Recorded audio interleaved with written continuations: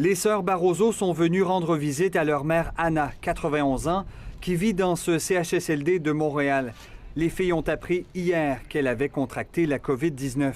Nous, on devait peut-être être dans ceux qui avaient le droit de visiter les parents aujourd'hui, parce que c'est à partir d'aujourd'hui. Mais puisque ma mère est atteinte du COVID, on nous a dit qu'elle serait déplacée au sous-sol et qu'on ne pourrait pas la voir. Hier, on a pleuré chacun dans nos maisons. Aujourd'hui, on est réunis, on ne peut pas se toucher, on ne peut pas se prendre. Mais il y a de l'amour, puis moi, aujourd'hui, je vibre.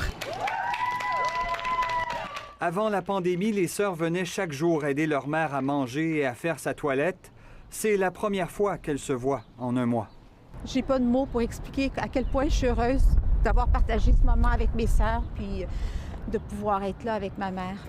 Les personnes les plus compétentes pour s'occuper de leurs proches, c'est les aidants naturels. De penser qu'en retirant les familles du quotidien des personnes âgées puis que ça aurait tenu le coup, c'était illusoire.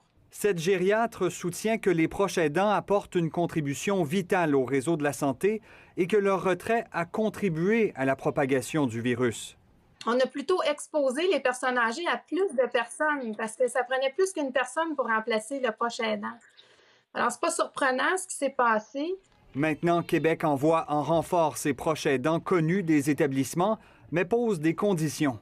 Quand on est dans un CHSLD où est-ce qu'il y a une éclosion, le proche aidant ne pourra pas y entrer. Au moins depuis quelques jours, même une semaine, les établissements donnent des nouvelles de façon beaucoup plus régulière. Ça prenait des ressources pour le faire, mais le message est entendu, c'est une obligation. Et les proches aidants ont au moins des nouvelles plus régulièrement, mais c'est sûr que pour ceux qui ne pourront pas y aller, la situation reste vraiment préoccupante. Parce que les proches font bien plus que prodiguer des soins. Je t'aime, maman, je t'aime!